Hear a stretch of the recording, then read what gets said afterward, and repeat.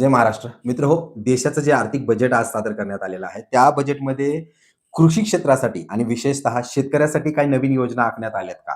त्यासोबतच ज्या चालू योजना आहेत, त्यामध्ये काही वाढीव करण्यात आलेला आहे, वाढ झालेली आहे, कपात झालेली आहे, त्याच्याबद्दल आपण या व्हिडिओमध्ये पाहणार आहोत. त्यासोबतच चालू योजना जसं की पीक विमा असेल, पीएम किसान असेल, पायाभूत सुविधा निर्माण करण्याच्या ज्या महाडीबीटीच्या योजना आहेत, यामध्ये काही वाढ करण्यात येणार आहे, सुधार झालेला आहे, कपात झालेली आहे, याची सविस्तर चर्चा या व्हिडिओमध्ये करणार आहोत. त्यामुळे व्हिडिओ शेवटपर्यंत बघा आणि हा व्हिडिओ त्या शेतकरी मित्रांपर्यंत जाऊ द्या, ज्याला की आजचं बजेट समजण्यामध्ये आणि कृषीसाठी जे काही बजेट दिलेलं आहे येणाऱ्या वर्षासाठी ते समजण्यामध्ये मदत होईल. तर आता माहितीला सुरुवात करूया.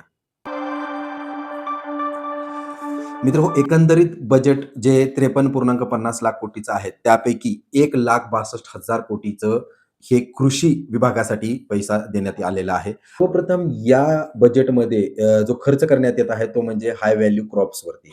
आता हे जास्त मूल्यांचे पिकं जसं की नारळ आहे, काजू आहे, फळबागा आहेत वेगवेगळ्या. आता या फळबागेची लागवड असेल, त्याचं वाढवणं असेल किंवा त्याच्यानंतर त्याच्यावरती प्रक्रिया उद्योग करणं आहे, त्याचं बाजारपेठ आहे, या सगळ्या गोष्टीकडे आता जास्त लक्ष देण्यात आलेलं आहे. त्यासोबतच एआय तंत्रज्ञानाचा वापर करून शेतीला कसं जास्तीत जास्त फायदेशीर करायचं आहे, जागतिक लेव्हलवरती घेऊन जायचं आहे, त्यासाठीही या बजेटमध्ये तरतूद करण्यात आलेली आहे. त्या एआय क्षेत्रासाठी या बजेटला जास्तीत जास्त पैशाची तरतूद करण्यात आलेली आहे. आता आपण पाहतो की बऱ्याच साऱ्या नवीन प्रक्रिया उद्योग या स्थापन करण्यात आलेले आहेत. बऱ्याच सारे योजना राबवण्यात आलेल्या आहेत प्रक्रिया उद्योग स्थापनेच्या बाबतीत. त्यासोबतच आता 1,62,60,000 रुपये जे देण्यात आलेत कृषी उद्योगाला, तर ते कशाप्रकारे खर्च केलेला आहे? आता बघूया योजनानिहाय म्हणजे प्रत्येक योजनेमध्ये बजेट वाढलंय का कमी झालंय? कारण बजेट जर वाढला असेल तर त्या योजनेमध्ये जो वाटा आहे तो वाढणार आहे. म्हणजे जे आपल्याला त्या योजनेचा फायदा होईल आणि जर बजेट कमी झाला असेल तर त्या योजनेमध्ये कपात करण्यात येत आहे. आता पहिलं म्हणजे सगळ्यात अगोदर पीक विमा. पीक विम्यामध्ये मागच्या वर्षी म्हणजे 2024-25, 25-26 आणि 26-27 म्हणजे येणाऱ्या वर्षासाठी. 24-25 मध्ये जो पैसा अलोकेट केला होता, तरतूद केली होती, ती होती 14,473 कोटी इतकी आणि ती कमी करून 25-26 मध्ये हे 12,242 कोटी इतकी करण्यात आली आहे आणि आता येणाऱ्या वर्षामध्ये त्याचीच तरतूद पीक विम्याची ही 12,200 कोटी करण्यात आली आहे. याचा सरळ अर्थ असा काढून घ्यायचा आहे, की जर बजेट पीक विम्याचं कमी होत चाललेलं आहे वर्षानुवर्ष, म्हणजेच येणाऱ्या वर्षी म्हणजे पुढच्या वर्षी जे काही सरकारचं पीक विमा लागू करण्याचं धोरण आहे, जे यील्ड बेस्ड धोरण आहे, तेच कायम राहणार आहे आणि कारण त्याचमुळं हे जे काही आहे खर्च जो आहे त्यावरचा कमी करण्यात आलेला आहे.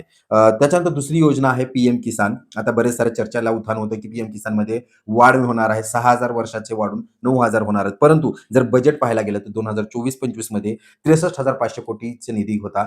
तोच निधी तसाच निधी 25-26 ला देण्यात आलाय आणि येणाऱ्या वर्षामध्ये पण 26-27 ला 63,500 कोटीचाच निधी देण्यात येणार आहे. म्हणजे याचा सरळ-सरळ अर्थ आहे, की शेतकऱ्याला केवळ 6,000 रुपयावरतीच येणाऱ्या एका वर्षासाठी समाधान मानावं लागणार आहे. म्हणजे त्या योजनेमध्येही काही वाढ झालेली नाहीये. सुदैवानं पीक विम्यासारखं त्यामध्ये कपातही काही केलेली नाहीये.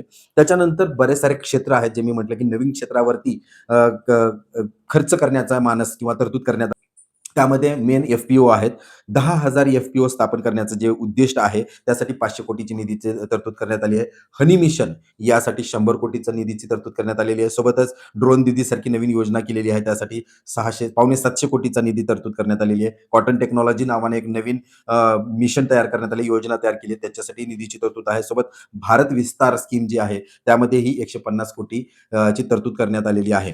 तर एकंदरीत जर पाहायचं झालं, मोठा-मोठा समजायचं झालं तर पीएम किसान आणि पीक विमा यामध्ये कसलाच बदल करण्यात आलेला नाहीये. जे यावर्षी आहे तेच येणाऱ्या 1 वर्षासाठी राहणार आहे. परंतु जो मोठा बदल किंवा नवीन वाढ कुठल्या क्षेत्रात होत आहे कृषीमध्ये पाहायचं झालं, तर सगळ्यात अगोदर एआय टेक्नॉलॉजीचा वापर करून तुम्हाला शेती कसं जास्तीत जास्त फायद्याची आणि हाय व्हॅल्यू पिकाची करता येईल याकडे लक्ष देण्यात आलेलं आहे. सोबतच काही प्रक्रिया उद्योगवरतीही लक्ष केलेलं आहे. आता त्यासोबत एक वेगळा मुद्दा मांडण्यात आलेला आहे लाईव्हस्टॉक म्हणजे पशुधनाचा.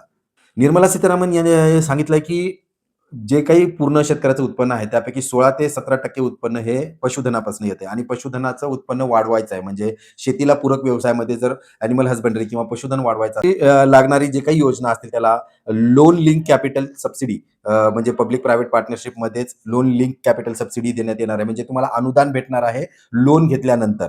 म्हणजे तुम्हाला जर का दुग्ध व्यवसाय करायचा असेल, पशुधनाशी निगडीत व्यवसाय करायचा असेल, तर तुम्हाला आता बऱ्यापैकी कर्ज मिळणार आहे आणि जे की सबसिडीवरती मिळणार आहे. सोबतच आता ह्या पशुधनाला वाढव मिळण्यासाठी वेटरनरी कॉलेजेसची स्थापना असेल किंवा वेटरनरी डॉक्टर्स तयार करणं असेल, त्याच्यामधले प्रोफेशन्स जे आहेत म्हणजे त्यातले तज्ञ माणसं तयार करणं त्याकडेही भर देण्यात येणार आहे. त्यासोबतच त्यासाठी लागणाऱ्या ज्या लॅब्स आहेत, त्या आत्ताच्या दर्जाच्या, चांगल्या दर्जाच्या, उत्तम दर्जाच्या डायग्नोस्टिक लॅब्स तयार करणं आहे आणि त्यांची ब्रीडिंग फॅसिलिटीजवरती ही भर देण्यात येणार आहे. मग यासाठी फॉरेन कोलॅबोरेशन म्हणजे बाहेर देशातनंही जे तज्ञ मंडळी आहेत यामध्ये त्यांचंही मदत घेण्यात येणार आहे. फॉरेन कोलॅबोरेशन करून भारतातल्या पशुधनाला कसं वाढ देता येईल आणि शेतकऱ्याला त्याच्या उत्पन्नामध्ये या कृषी निगडीत व्यवसायातनं भरघोस उत्पन्न घेता येईल.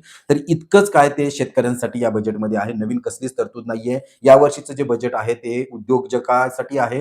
भारताला कुठेतरी स्वतंत्र बनवण्याचा प्रयत्न करण्यात आला आहे. आत्मनिर्भर बनवण्याचा प्रयत्न करण्यात आलेला आहे. कारण आपण पाहतोय की इकडं अमेरिकासारखे देश आहेत, बलाढ्य देश ज्यांनी की टॅरिफ्स वाढवून घेतलेला आहे, ठेवलेला आहे. त्यामुळे आपल्याला आपल्या सगळ्याच गोष्टीच्या सोयी करणं गरजेचं आहे. तर हे होतं बजेट 2026 आणि काय-काय तरतुदी आणि काय-काय नवीन योजना कृषी विभागासाठी राबवल्या आहेत. परत भेटूया नवीन योजने आणि नवीन अपडेटसोबत. तोपर्यंत पाहत रहा दत्ता चौले माहिती YouTube चॅनल. जय महाराष्ट्र.